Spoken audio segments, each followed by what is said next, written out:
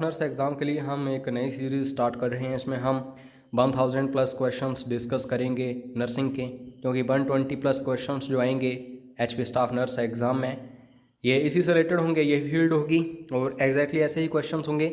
तो ऐसे में आपको अच्छे से तैयारी करनी है, खुद को इम्प्रूव करना है, ताकि 120 क्वेश्चंस जो आएंगे इनमें से आपके कम से कम 100 प्लस क्वेश्चन सही हो जाएं। क्योंकि दोस्तों बाकी हिंदी, इंग्लिश और जीके पोर्शन की बात करूं तो ये आपकी फील्ड अच्छे से नहीं है, इसलिए काफ़ी प्रॉब्लम आपको आएगी। अगर आपने अच्छा स्कोर कर लिया 55 के आसपास, यानी कि 85 जो मार्क्स होंगे, तो ऑब्वियसली आपका एग्ज़ाम क्रैक हो जाएगा। सिंपली चैनल को सब्सक्राइब करना है, बेल आइकन को प्रेस करना है, ऐसे ही आपको काफ़ी सारे वीडियोस मिलेंगे अब, ठीक है। तो पहला क्वेश्चन है, pushing fluid out of the blood stream determining overall fluid movement across the capillary wall is called। तो इस मूवमेंट को बोला जाता है दोस्तों hydrostatic pressure. So A is right answer. खुद को चेक भी करते जाना हर एक क्वेश्चन के साथ साथ कि क्या ये क्वेश्चन आपको आता था या नहीं, आप कहाँ स्टैंड करते हो, and so on. Next question is the valve prevents the backflow of blood into the right ventricle when the ventricular valve muscle relaxes। बोलने का मतलब यह है कि वेंट्रिकुलर वाल्व मसल जो है जब रिलैक्स करता है तो जो बैकफ्लो है ब्लड का दोस्तों कहाँ, राइट वेंट्रिकल में। तो कौन सा ऐसा वाल्व है जो इसे प्रिवेंट करता है? सो आंसर होगा सी, जिसको हम बोलते हैं पल्मोनरी वाल्व। तो C is right answer. Next question है, Which of the following is not the true regarding the GI tract regulation। तो GI tract regulation क्या है आपको पता होना चाहिए। In fact you belong to nursing field. तो थर्ड ऑप्शन जो है ये करेक्ट नहीं है, तो इसको सीधा नज़रअंदाज करो। बाकी आपको तीन अच्छे से पढ़ने हैं वीडियो को पॉज करके, A, B, D ये इंपॉर्टेंट हैं, GI ट्रैक्ट रेगुलेशन से संबंधित हैं। उसके बाद नेक्स्ट क्वेश्चन है, which condition is responsible for inspiration. तो इंस्पिरेशन के लिए कौन सी ऐसी कंडीशन जो है वो जिम्मेदार है? तो याद रखना दो कंडीशंस इसमें जिम्मेदार हैं। एक तो कॉन्ट्रैक्शन ऑफ इंटरकोस्टल्स मसल्स और दूसरी है कॉन्ट्रैक्शन ऑफ डायाफ्रैगम। तो D is right answer according to this question. उसके बाद दोस्तों प्राइमरी इम्यून रिस्पॉन्स, इसके बारे में कौन सी स्टेटमेंट कथन सही है? तो बिल्कुल सही है इसमें कौन सा, ये जो प्राइमरी इम्यून रिस्पॉन्स होती है ये स्लो होती है, यानी कि धीमी होती है, और स्लगिश यानी कि सुस्त होती है। उसके बाद नेक्स्ट क्वेश्चन, लेब्स लोइफलर बैसिलस ये दूसरा नाम है किसका? तो ऑब्वियसली ये दूसरा नाम है दोस्तों Corynebacterium diphtheria. So C is right answer. कुछ एक ऐसे क्वेश्चंस हैं दोस्तों जो बार बार पूछे जाते हैं हर एक एग्जाम में। इनफैक्ट इस वीडियो में जो क्वेश्चंस डिस्कस किए जा रहे हैं ये वो क्वेश्चंस हैं जो हर एक परीक्षा में बार बार पूछे जाते हैं। प्रीवियस ईयर एग्जाम से मैंने पिक किए हैं और अपकमिंग एग्जाम्स में भी रिपीट होंगे। नेक्स्ट क्वेश्चन इज दोस्तों थ्योरी ऑफ इमोशन जो है ये क्या है? तो इसको हम बोलते हैं कैनोन वार्ड थ्योरी। तो ए इज राइट आंसर। और प्रोफाउंड मेंटली रिटार्डेड कब होती है सिचुएशन ये? जब दोस्तों इंटेलिजेंट कोशेंट जो होता है वो होता है 20 से नीचे। तो डी इज़ राइट आंसर। आशा करता हूँ आप खुद को चेक भी कर रहे होंगे कितने क्वेश्चंस आपको आ रहे हैं और कितने नहीं। उसके बाद दोस्तों एक्टोमॉर्फी पर्सनैलिटी बॉडी टाइप जो है, तो इसके बारे में कौन सा सही है कथन नीचे जो हैं? तो टोल, थिन, फ्रेजाइल ये सभी किससे रिलेटेड हैं? ये एक्टोमॉर्फी पर्सनैलिटी बॉडी से, ये जो टाइप होता है इससे रिलेटेड हैं। Next question is who was classified type A and type B personality. तो पर्सनैलिटीज़ को अच्छे से देख लेना।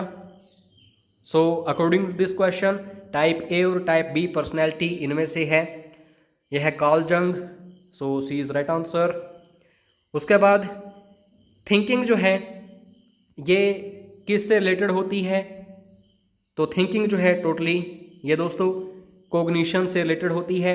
सो ऐसे क्वेश्चंस बनेंगे ही बनेंगे जो एग्ज़ाम होगा आपका नर्स का। उसके बाद नेक्स्ट है in situation in which a person is faced with demands from 2 और मोर रोल्स। अगर कोई एक व्यक्ति है उससे डिमांड की जाती है 2 या 2 से भी ज़्यादा रोल्स देखने के लिए, तो इस सिचुएशन को किसी पर्सन के रेफरेंस में हम बोलते हैं। तो इसका आंसर है दोस्तों सी। ठीक है, तो रोल कन्फ्लिक्ट, 2 या 2 से ज़्यादा रोल्स का आपस में कन्फ्लिक्ट शुरू हो जाता है। ठीक है, तो इस हिसाब से देखना।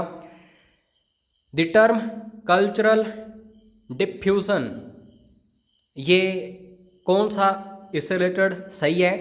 तो ए ऑप्शन जो है spreading of cultural attributes through different cultural groups, यानी कि वेरियस ग्रुप्स होते हैं कल्चर के हिसाब से हम देखें तो उनके जो एट्रीब्यूट्स होते हैं जो कि फैले हुए होते हैं कल्चर में, तो दोस्तों इनको हम बोलते हैं कल्चरल डिफ्यूज़न। उसके बाद next question, the seat of glycolysis and pentose phosphate pathway is. तो सीट इसकी क्या होती है? ये होती है दोस्तों सिटोसोल। तो C is right answer. Next question है दोस्तों, ग्लाइकोसूरिया कब हमें देखने को मिलता है? यानी कि बेनोस ब्लड ग्लूकोज एक्सीड्स कितना बढ़ जाए, किससे ज़्यादा बढ़ जाए, तब ये हमें देखने को मिलता है ग्लाइकोसूरिया। तो यहाँ पे बिल्कुल सही आंसर है 160 से लेकर के 170 मिलीग्राम पर DL। तो इसको अच्छे से देख लेना, ऐसे क्वेश्चंस बनेंगे।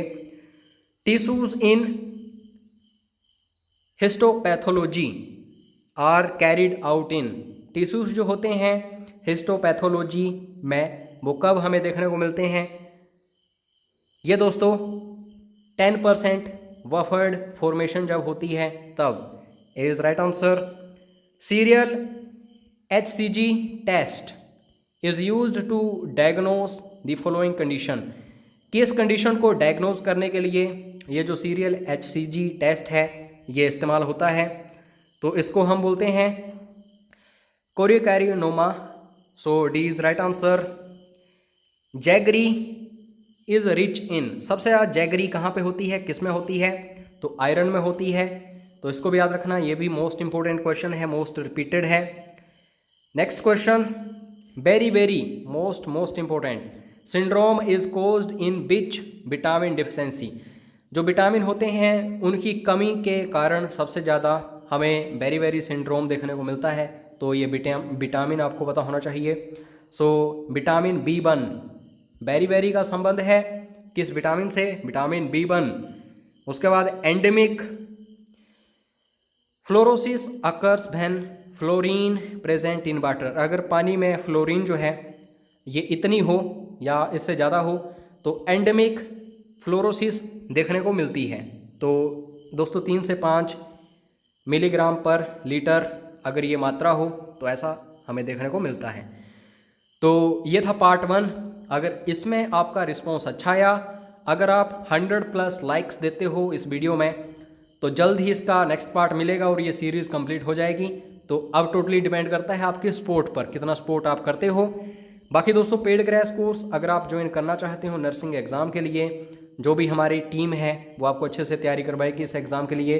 फीस अभी तक कम ही है क्योंकि हम कोशिश करते हैं कि हर एक स्टूडेंट अच्छे से तैयारी कर पाए। तो ज़रूर मैसेज करना इसके रिगार्डिंग। मिलते हैं नेक्स्ट वीडियो में। जय हिंद, जय हिमाचल।